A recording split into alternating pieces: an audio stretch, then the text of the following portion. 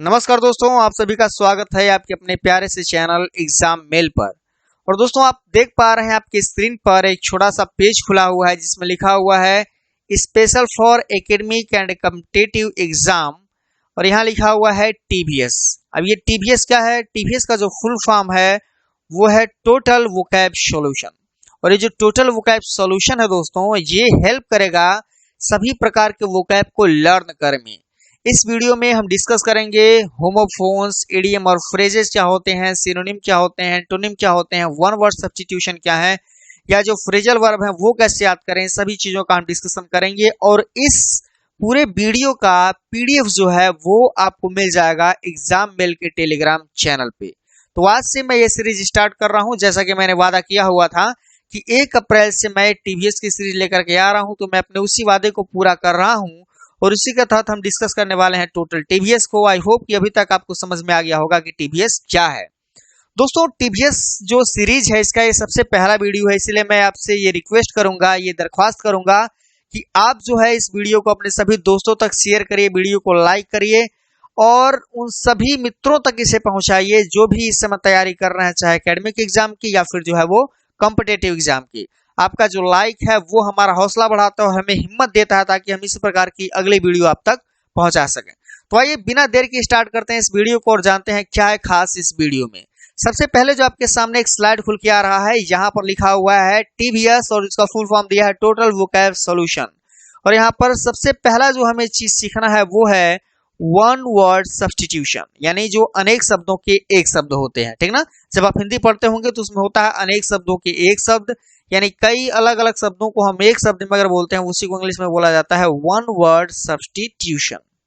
जैसे यहाँ है one who is all powerful, यानी वह व्यक्ति जो पूरी तरह से शक्तिशाली हो, पूरी तरह से समृद्ध हो, शक्तिशाली हो, सारी पावर उसके पास हो, ऐसे व्यक्ति को हम बोलते हैं इंग्लिश में ओमनीपोटेंट। क्या बोलेंगे? ओमनीपोटेंट बोलते हैं और हिंदी में इसको हम बोलते हैं सर्वशक्तिमान। ठीक ना?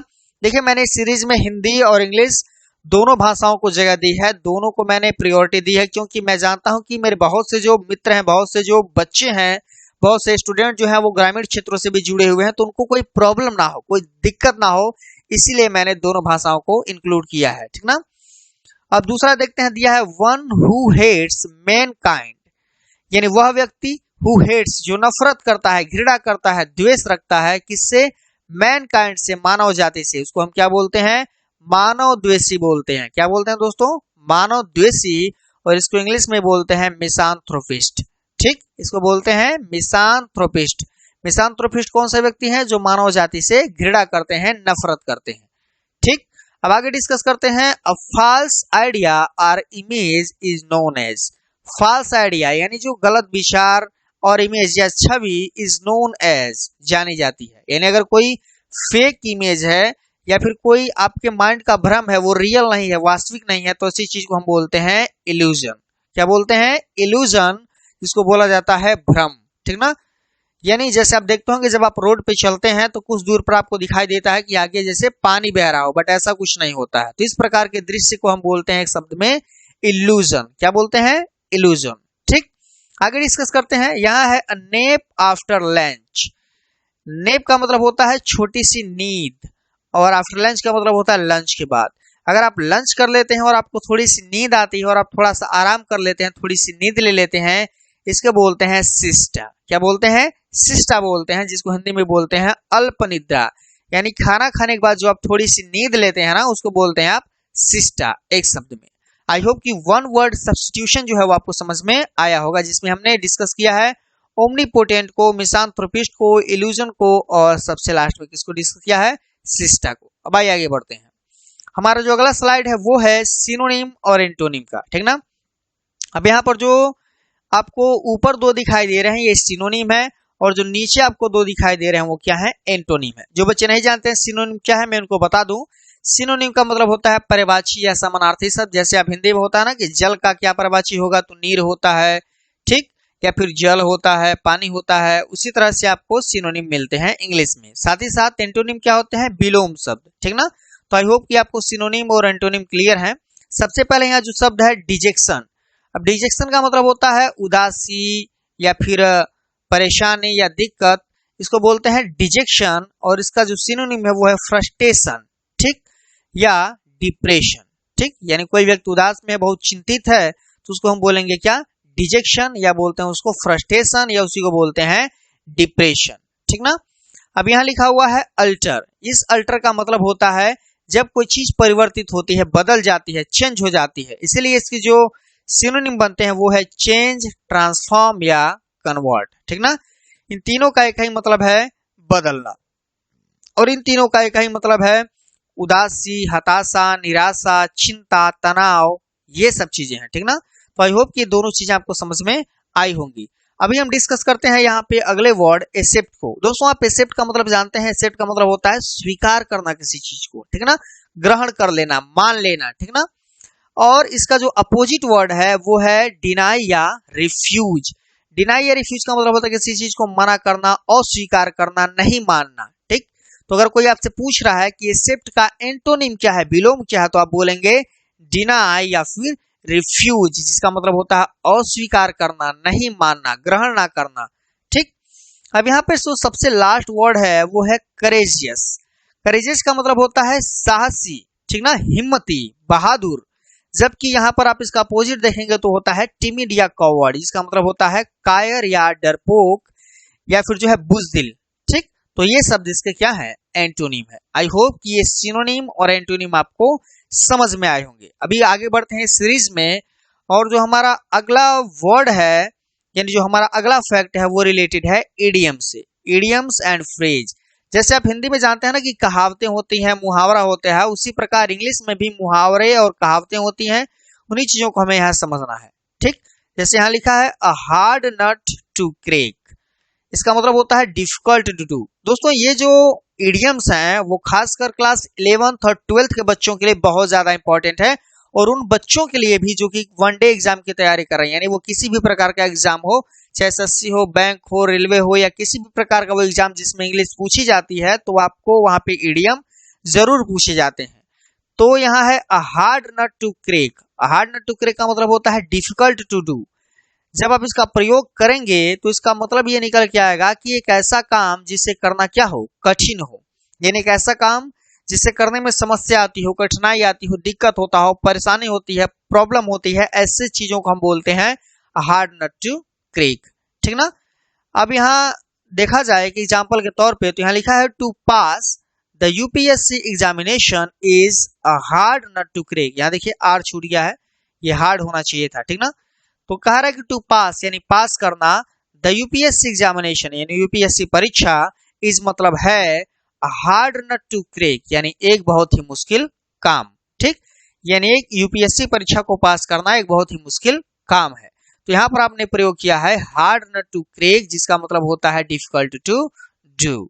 अब दूसरा डिस्कस करते हैं। लिखा है अ मैन ऑफ लेटर्स।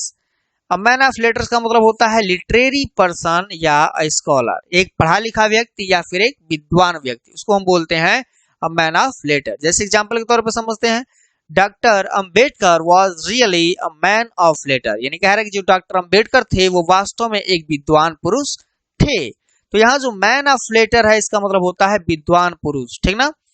अब आगे देखते हैं, लिखा हुआ है a hard pill to swallow. देखिए पिल का मतलब होता है दवाई और स्वेलो का मतलब होता है निगलना। तो इसका अगर अर्थ देखेंगे तो आ रहा है कि a hard pill to swallow यानी एक कड़वी दवाई जिसे निगलना हो। तो इसका मतलब क्या है, डिफिकल्ट टू एक्सेप्ट यानी एक ऐसी बात जिसे स्वीकार कर लेना क्या हो, मुश्किल हो, यानी हम उसको एक्सेप्ट ना कर पाए, स्वीकार ना कर पाए, उसको हम बोलते हैं a hard pill to swallow. Example समझते हैं, my insult in the party was a hard pill to swallow for me. ठीक, ये फॉर मी है, यानी कह रहा है कि जो बेइज्जती हुई मेरी उस पार्टी में वो मेरे लिए क्या था, हार्ड पिल टू स्वेलो, यानी मेरे लिए उसको एक्सेप्ट करना क्या था, बहुत ज्यादा मुश्किल था, कठिन था। ठीक, तो हार्ड पिल टू स्वेलो का मतलब होता है difficult to accept. I hope कि ये चीज आपको समझ में आई है। सबसे लास्ट में डिस्कस करते हैं अपने इडियम और फ्रेज में। यहाँ लिखा है अ फूल्स पैराडाइज। फूल्स का मतलब जानते हैं मूर्ख होता है, पैराडाइज का मतलब होता है स्वर्ग, यानी मूर्खों का स्वर्ग, यानी मूर्खों की वो विचारधाराएं जिनसे उनको लगता है कि हम कहाँ हैं, जन्नत में हैं, यानी बिल्कुल बेकार की बातें, उसको हम बोलते हैं टेम्पररी हैप्पीनेस यानी अस्थायी यानी कुछ पल के लिए मिलने वाला आनंद। जैसे होता ना कि कभी कभी हम देखते होंगे कुछ लोगों को अपने समाज के बीच में जो बिना मतलब की बातें कह के, जिनमें कोई तर्क ना हो, जिनमें कोई सच्चाई ना हो, वास्तविकता ना हो, उनका सत्य से कोई लेना देना ना हो, ऐसी बातें करके वो खुश होते हैं। तो इसी प्रकार की उनकी बातों को हम बोलते हैं फूल्स पैराडाइज यानी मूर्खों का स्वर्ग। और इसकी हिंदी जो इंग्लिश आती है वो होता है टेम्पररी हैप्पीनेस यानी अल्पकालीन सुख या थोड़े समय के लिए आनंद। इसको एग्जाम्पल के साथ समझते हैं। जैसे दिया है work hard to achieve your goal, don't think about a fool paradise. कह रहा है कि वर्क हार्ड यानी कठिन परिश्रम करिए, टू अचीव योर गोल अपने लक्ष्य को प्राप्त करने के लिए, और डू नॉट थिंक मत सोचिए अबाउट अ फूल पैराडाइज यानी मूर्खों के स्वर्ग के विषय में यानी अस्थायी आनंद के विषय में। ठीक ना, तो कह रहा कि अपना गोल प्राप्त करने के लिए मेहनत करिए, किसी भी प्रकार के अस्थायी आनंद के विषय में सोचा मत करिए। आई होप कि ये सभी चीजें आपको जो है वो समझ में आई होंगी। अब आगे बढ़ते हैं। आगे देखिए दिया हुआ है फ्रेजल वर्ब। हम फ्रेजल वर्ब डिस्कस करेंगे। जैसे यहाँ दिया हुआ है वर्क अप। अभी जो वर्क अप है इसका मतलब होता है टू इस्टेब्लिश स्लोली। ठीक, यानी किसी चीज को धीरे धीरे बनाना, धीरे धीरे स्थापित करना, धीरे धीरे उसका निर्माण करना, उसको हम बोलते हैं वर्क अप। ठीक, एग्जाम्पल समझते हैं। My brother is working up his new YouTube channel. अब यहाँ जो माई ब्रदर दिया हुआ इसका मतलब है मेरा भाई इज वर्किंग अप यानी क्या कर रहा है, धीरे धीरे बना रहा है। ठीक, क्या स्थापित कर रहा है, क्या स्थापित कर रहा है, हिज न्यू यूट्यूब चैनल यानी अपना नया यूट्यूब चैनल। और दोस्तों आपकी एग्जाम मिल की टीम भी जो है वो भी क्या कर रही है, वर्कअप कर रही है अभी किस पे, अपने नए यूट्यूब चैनल पे। तो आई होप कि आप सभी इसमें क्या करेंगे, सपोर्ट करेंगे, अपना सहयोग बनाए रखेंगे। ठीक ना, आगे देखेंगे यहाँ लिखा है वर्क अपॉन। वर्क अपॉन का मतलब होता है अफेक्ट यानी प्रभावित करना, प्रभाव डालना। ठीक ना, प्रभाव दिखाना। जैसे कहा जाए the speech of the captain worked upon the souls of the soldier. कह रहा द स्पीच यानी भाषण ऑफ द कैप्टन यानी कैप्टन का, वर्कड अपॉन यानी प्रभाव डाला किस पे, द सोल्स ऑफ सोल्जर यानी सैनिकों की आत्माओं पे, यानी सैनिकों की आत्मा पे यानी सैनिकों के दिल पे जो कैप्टन का स्पीच था उसने क्या किया, प्रभाव दिखाया। तो इस केस में जो यहाँ वर्क अपॉन का मतलब है वो क्या निकलता है, अफेक्ट, जिसका मतलब होता है प्रभाव डालना। ठीक ना, प्रभाव दिखाना, प्रभाव बनाना। ठीक, आई होप कि ये चीजें आपको समझ में आई होंगी। अब आगे बढ़ते हैं अपने लास्ट स्टेप की ओर, और लास्ट स्टेप में हमारा शामिल है होमोफोन्स। दोस्तों होमोफोन्स क्या होते हैं, जब किसी भी दो वर्ड या तीन वर्ड जब सेम साउंड करते हैं। जैसे यहाँ पर देखिए एग्जांपल समझते हैं। जैसे यहाँ लिखा हुआ है साइट, और इसको भी हम क्या पढ़ेंगे, साइट। तो साइट और साइट क्या कर रहे हैं, बिल्कुल सेम ध्वनि, सेम साउंड प्रोड्यूस कर रहे हैं। तो ऐसे शब्द जिनका साउंड सेम हो बट उनकी मीनिंग डिफरेंट हो, ऐसे शब्दों को इंग्लिश में क्या बोलते हैं, होमोफोन्स। इसकी जो हिंदी आती है वो होता है एक समान ध्वनि वाले शब्द। ठीक ना, जैसे यहाँ साइट का मतलब होता है कहना, और SIT इस साइट का मतलब होता है स्थान। सुनने में दोनों वर्ड बिल्कुल सेम है ना, बट दोनों के जो मीनिंग है उन मीनिंग में क्या है, डिफरेंस है। जैसे एग्जांपल समझिए, ही साइटेड अ मेमोरेबल पॉइंट। अब यहाँ साइटेड का मतलब क्या है, कहना या बताना।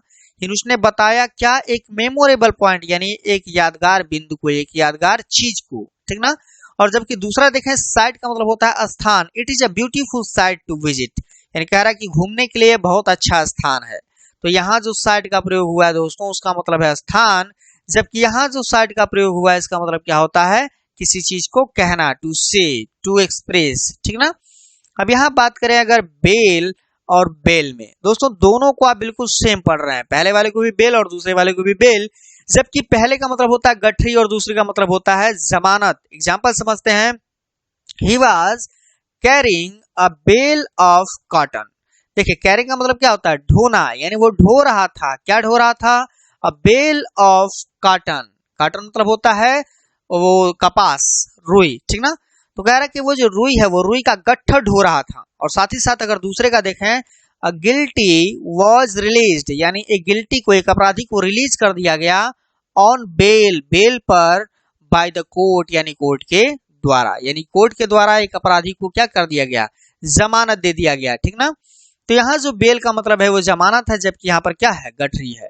आई होप कि ये सारी चीजें आपको समझ में आई होंगी। इसमें हमने डिस्कस किया है एडीएम और फ्रेज को, सिनोनिम को, एंटोनिम्स को, वन वर्ड सब्स्टिट्यूशन को, फ्रेजल वर्ब को, और सबसे लास्ट में हमने डिस्कस किया है होमोफोन्स को। तो आप जरूर बताइएगा कि टोटल वोकैब सीरीज सॉल्यूशन जो है वो आपको कैसा लग रहा है।